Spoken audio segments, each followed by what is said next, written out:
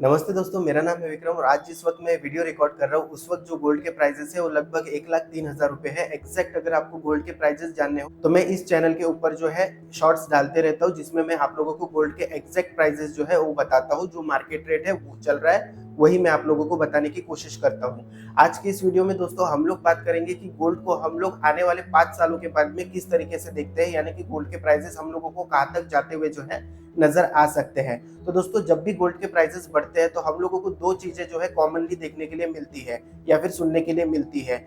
बहुत सारे लोग ये कहते हैं कि 2012 या 2013 को याद रखना, क्योंकि 2012 और 13 में गोल्ड के प्राइसेस मतलब जो 2008 से लेकर 12 तक बढ़े थे वो अचानक से बहुत ज्यादा जो है गिर गए थे। उसके बाद में दूसरी चीज हम लोगों को सुनने के लिए मिलती है कि गोल्ड के प्राइसेस और ज्यादा बढ़ेंगे, गोल्ड बहुत आगे तक जाएगा। लेकिन वो कितना आगे जाएगा और उसके पीछे क्या कारण है, ये आज की इस वीडियो में हम लोग समझने की कोशिश करते हैं। तो आइए दोस्तों आज की इस वीडियो को शुरू करते हैं, लेकिन उसके पहले अगर आप लोग चैनल पर नए हैं तो चैनल को सब्सक्राइब करना ना भूलें। तो दोस्तों पहली चीज अगर हम लोग समझने की कोशिश करें तो हम लोग जब भी गोल्ड की बात करते हैं तो उसमें जो है डॉलर का इन्वॉल्वमेंट जरूर रहेगा। अगर डॉलर का इन्वॉल्वमेंट होता है तो अमेरिका की बात भी जरूर होगी। अब डॉलर का इन्वॉल्वमेंट क्यों होता है? क्योंकि डॉलर जो है दुनिया की रिजर्व करेंसी के तौर पे अभी जो है काम कर रही है। लेकिन यूएसए की जो अभी नीतियां हम लोगों को देखने के लिए मिल रही है, उन नीतियों के अकॉर्डिंग हम लोगों को ये देखने के लिए मिलता है कि डॉलर को जो है यूएसए अब बहुत टाइम तक जो है रिजर्व करेंसी वर्ल्ड की बनाकर नहीं रख पाएगा या फिर बनाकर नहीं रखना चाहता। ये डोनाल्ड ट्रंप के जो है बिहेवियर से भी हम लोगों को देखने के लिए मिलता है। अब ये हो गई पहली बात। दूसरी बात ये है दोस्तों कि जो यूएसए का डेब्ट वर्सेस जीडीपी रेशियो है, अगर डेट की बात करें यूएसए की तो आज से 30-40 साल पहले 60 to 70 जो है डेट वर्सेस जीडीपी रेशियो होता था, यानी कि जितनी जीडीपी होती थी उसका 60 to 70% जो है डेथ यूएसए पर होता था, यानी कि कर्जा यूएसए पर होता था। लेकिन वही अगर आज की डेट में हम लोग बात करें तो ये 130 से 140% तक पहुंच गया है, यानी कि जितनी यूएसए की जीडीपी नहीं है उससे ज्यादा जो है यूएसए पर कर्जा है। और ये किसी भी इकोनॉमी के लिए अच्छी चीज नहीं होती है। तो ये कहीं ना कहीं हम लोगों को इशारा कर रही है कि डॉलर जो है अब कहीं ना कहीं धीरे धीरे जो है वर्ल्ड की रिजर्व करेंसी से हटने के लिए तैयार है। इसी के साथ साथ दोस्तों बहुत सारे देशों ने जो बोरोइंग करके रखी थी यूएसए से, जैसे वहां के ट्रेजरी बॉन्ड जो है बहुत सारे देशों ने खरीद कर रखे हुए थे। अब वो सारे जो देश है वो ट्रेजरी बॉन्ड जो है यूएसए से परचेस नहीं कर रहे हैं, उल्टा जो है उसको मार्केट में बेचने की कोशिश कर रहे हैं। इसकी वजह से क्या होगा, डॉलर जो है धीरे धीरे हम लोगों को कमजोर होता हुआ जो है नजर आ सकता है। अब डोनाल्ड ट्रंप की नीतियों की बात करें तो डोनाल्ड ट्रंप बिल्कुल नहीं चाहते कि लोग जो है उनके इक्विटी मार्केट में पैसा लगाए।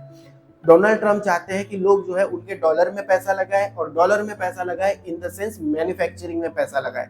तो अगर मैन्युफैक्चरिंग में पैसा लगाने की अगर बात होती है तो हम लोगों को कहीं ना कहीं ये देखने के लिए मिलता है कि डॉलर जो है कहीं ना कहीं कमजोर हो रहा है। इसलिए वो बार बार बोल रहे हैं कि आप मैन्युफैक्चरिंग में पैसा लगाओ, इक्विटी में पैसा मत लगाओ। और इक्विटी मार्केट हम लोगों को वहां का देखने के लिए मिल ही रहा है, एकदम अचानक से बढ़ जाता है, एकदम अचानक से घट जाता है। लेकिन जो वहां की कोर इन्वेस्टर है वो धीरे धीरे अपना पैसा जो है निकाल कर अपने पास में कैश रख रहे हैं, और जो रिटेल इन्वेस्टर है वो वहां के मार्केट में इन्वेस्ट कर रहे हैं। इसके बाद में दोस्तों अगर हम लोग देखें तो हम लोगों को ये देखने के लिए मिलता है कि नेट सेटलमेंट के लिए अब तक जो है डॉलर का यूज होता था, लेकिन अब चाइना जैसी कंट्रीज जो है शंघाई गोल्ड एक्सचेंज के माध्यम से जो है नेट सेटलमेंट के लिए गोल्ड का यूज कर रही है। साथ ही साथ इंडिया भी इसकी ओर जो है अग्रसर है।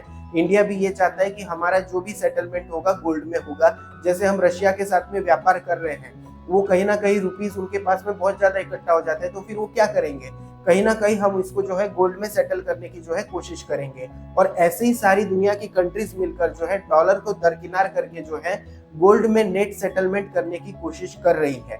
और दोस्तों आने वाले 4-5 सालों के बाद में मुझे ऐसा लगता है कि डॉलर को पूरी तरीके से दरकिनार करके जो है धीरे धीरे जो है नेट सेटलमेंट गोल्ड में ही होने लगेंगे। अब पूरी तरीके से दरकिनार करना मतलब ये रातों रात की बात तो नहीं है, लगभग इसमें 4 से 5 साल लग जाएंगे। और उसके बाद में भी 50% जो सेटलमेंट्स है, जैसे नेट सेटलमेंट का मेरा मतलब ये है कि जैसे मैं आपसे व्यापार कर रहा हूँ, आप मेरे से व्यापार कर रहे हो सकता है आपकी करेंसी मेरे पास में ज्यादा हो गई है, तो मैं आपकी करेंसी का क्या करूंगा, तो मैं आपकी करेंसी आपको लौटा के उसके बदले में गोल्ड ले लूंगा, तो ये मेरे पास में जो है मेरे रिजर्व में जमा रहेगा।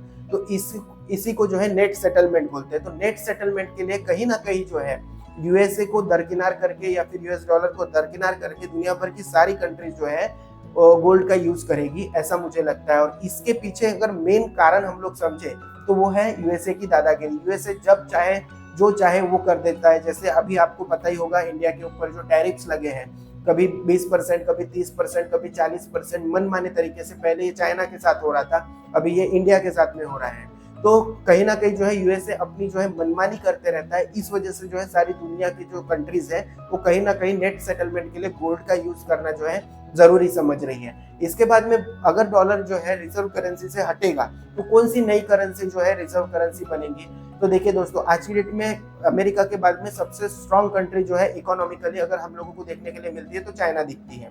लेकिन चाइना जो है अपनी करेंसी को जो है रिजर्व करेंसी नहीं बनाना चाहेगा। क्यों नहीं बनाना चाहेगा? क्योंकि उसने देखा है कि 40 से 50-60 सालों में जो है हर देश की जो रिजर्व करेंसी होती है वो जो है काम करना बंद कर देती है। उससे अच्छा जो है वो गोल्ड में सेटलमेंट ज्यादा जो है बेटर तरीके से करने की कोशिश जो है करेगा। और इसके पीछे बहुत जो बड़ा कारण है उसके ऊपर मैं एक वीडियो बनाऊंगा, डिटेल वीडियो जो है आप लोगों को देखने के लिए मिल जाएगा। तो ये हो गई दोस्तों नेट सेटलमेंट की बात। अब दोस्तों एक बहुत बड़ा जो डर है वो ये है कि यूएस का जो बॉन्ड मार्केट है उसमें एक डर लगा हुआ है कि बॉन्ड मार्केट जो है कभी भी जो है क्रैश हो सकता है, क्योंकि चाइना, जापान जैसी कंट्रीज ने जो यूएसए के बॉन्ड, ट्रेजरी बॉन्ड्स खरीद के रखे हैं, अगर वो एक साथ जो है मार्केट में उतार दे तो यूएस डॉलर जो है बहुत बुरी तरीके से जो है गिर सकता है। इसी के साथ साथ ये टैरिफ जो डोनाल्ड ट्रंप खेल रहे हैं, इसकी वजह से जो यूएसए के इकोनॉमिक जो सलाहकार है या फिर जो अच्छे विशेषज्ञ हैं, उनका ये कहना है कि रिसेशन आना तय है। अगर यूएसए में रिसेशन आता है तो इसका असर जो है पूरी दुनिया पे पड़ेगा, और पूरी दुनिया पे अगर इसका असर होता है तो कहीं ना कहीं गोल्ड के प्राइसेस जो है हम लोगों को आगे ऊपर जाते हुए नजर आ सकते हैं। तो दोस्तों अगर मेरी बात करें कि मैं क्या सोचता हूँ कि 2030 के बाद में जो है गोल्ड के प्राइसेस क्या रह सकते हैं, तो दोस्तों इस वीडियो को आप लाइक कर दीजिए, दोस्तों के साथ शेयर भी कर दीजिए, क्योंकि मैं यहाँ पे बहुत बड़ी बात जो है आप लोगों को कहने के लिए जा रहा हूँ। तो दोस्तों मुझे ये लगता है कि मिनिमम गोल्ड के प्राइसेस जो है 4 लाख रुपए पर 10 ग्राम जो है 2030 के बाद में जाएंगे। अब ये जाएंगे ये मैं आपको बता रहा हूँ, लेकिन जरूरी नहीं है कि जो मेरा एनालिसिस है एकदम सही बैठे। तो 4 साल 3 साल जो भी टाइम रहेगा वहां तब तक मैं भी यही हूँ, आप भी यही हो। चैनल को सब्सक्राइब करके रख लीजिए। देखते हैं कि गोल्ड के प्राइसेस जो है कहाँ तक हम लोगों को जाते हुए नजर आ सकते हैं, और ये क्यों जाएंगे 3 लाख 4 लाख के ऊपर, ये मैं आप लोगों को एक और डिटेल वीडियो बनाकर जो है बताने की कोशिश करूंगा। तो उम्मीद करता हूँ दोस्तों ये वीडियो आपको पसंद आया होगा। ये वीडियो अगर आपको पसंद आया हो तो इसको दोस्तों के साथ शेयर कर दीजिए। चैनल पर नए हैं तो चैनल को सब्सक्राइब कर दीजिए। और अगर आप लोग मुझसे जो है कंसल्ट करना चाहते हैं या फिर मेरा कोर्स जो है how to become a jeweller जो है ज्वाइन करना चाहते हैं, तो नीचे डिस्क्रिप्शन में मैं आप लोगों को एक व्हाट्सएप नंबर दे दूंगा, आप वहाँ पे व्हाट्सएप पे हाई कर दीजिए। जो भी डिटेल होगी मैं आप लोगों से वहाँ शेयर कर दूंगा। 3-4-5 दिन बाद मैं जो है ये सर्विस भी चालू कर दूंगा। अभी जो वीडियो है 3-4 महीने के बाद में आई है, उसके पीछे कुछ ठोस कारण थे, वो जो है फिर कभी हम लोग जो है डिस्कस करेंगे। आज के लिए बस इतना ही। Thank you.